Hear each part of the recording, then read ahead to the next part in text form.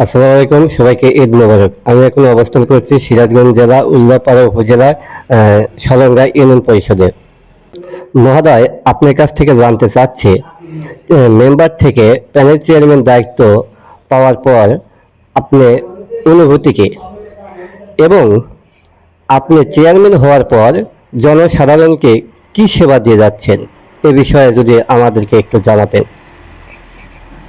আসসালামু আলাইকুম।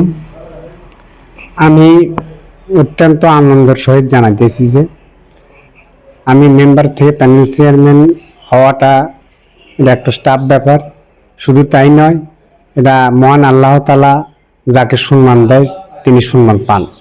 তবে আমাকে এই সম্মান দেওয়ার জন্য যেনারা সহযোগিতা করেছেন, তার মধ্যে জেলা প্রশাসক মহোদয়, ডিডিএলজি স্যার, ইউনো স্যার এবং আমার মেম্বার সদস্যগণ, সবার প্রতি রইল আমার সালাম ও কৃতজ্ঞতা। আমি প্যানেল চেয়ারম্যান হওয়ার পর আমার যেটা প্রথম অনুভূতি সেটা হলো যে যিনিরা আমাকে যে দায়িত্বটা দিচ্ছেন, যে আশায় তাদের সম্মানটা যেন আমি ধরে রাখতে পারি।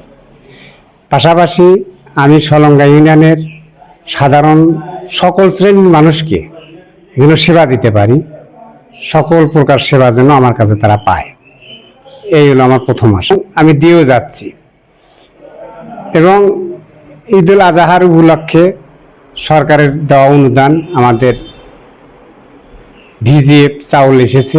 আমি সবার কাছেই এবং সবার সহযোগিতা চাচ্ছি, এবং আমার যেটা নিয়ত এবং যেটা আমার অনুভূতি, সরকার 10 কেজি চাউল দিয়েছে, আমি 10 কেজি করেই দেব।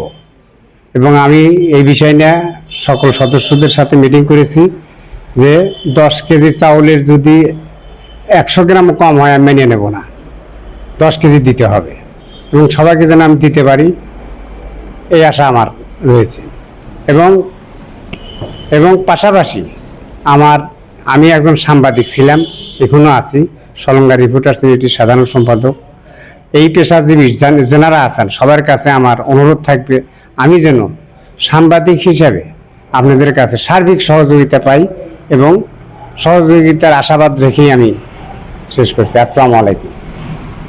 ধন্যবাদ সবাইকে। আবারও ঈদ মোবারক।